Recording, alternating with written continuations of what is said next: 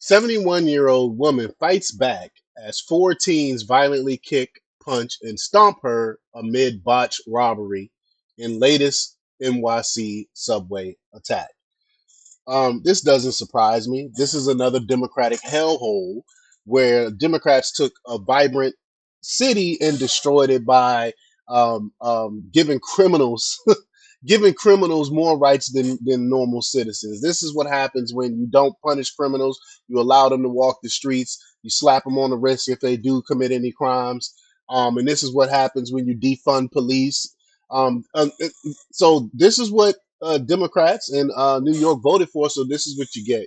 But I feel sorry for the victims of crimes like this, specifically for the 71-year-old woman that had to fight uh, um, these young teens. So we're gonna talk about it. We're gonna play the clip.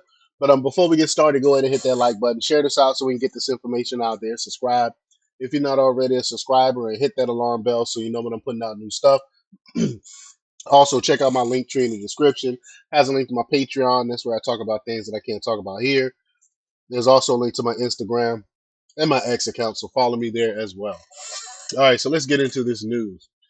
Now, this comes from the Gateway Pundit, and they report that the NYC subway is totally safe. Just ask Kathy Hochul. Yeah, that's what she's been saying, right? It's safe and all these other things. And then you wonder why people like what's the guy named Daniel Penny has to go out and choke out people on the subway to defend himself and to defend other people, because you have things like this happening. But a bespectacled 71-year-old woman who was on her way to church on New Year's Day was violently attacked by 14 girls on the New York City subway. Linda Rosa, excuse me, Linda Rosa told the New York Post that as soon as she went through the turnstile, one of the suspects grabbed her purse, but she wasn't having any of it and fought back.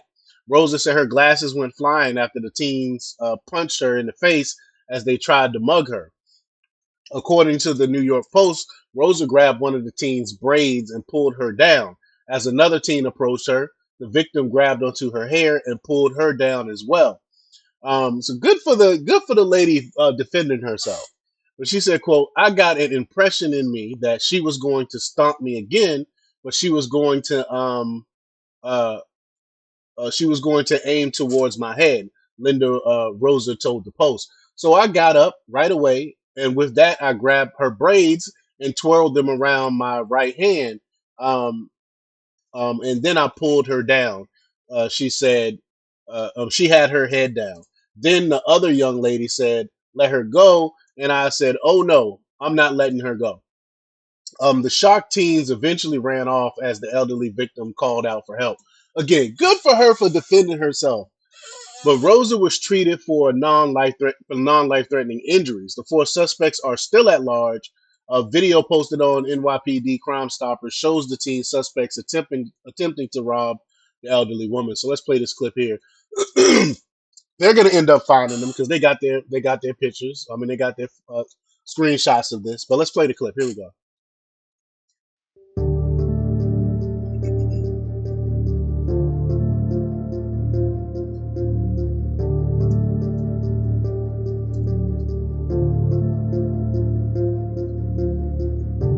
This is crazy.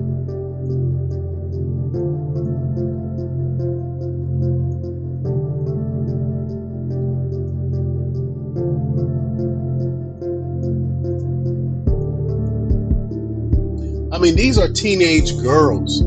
I mean, what is going on in our country? What is going on in our culture where teenage girls are beating up elderly women? They do these things because they believe they can get away with it. They believe that there's no consequences for their actions because that's exactly what the liberals have been pushing for years, is to allow criminals to get away with things like this. So they believe there's going to be no consequences for them trying to mug a elderly woman.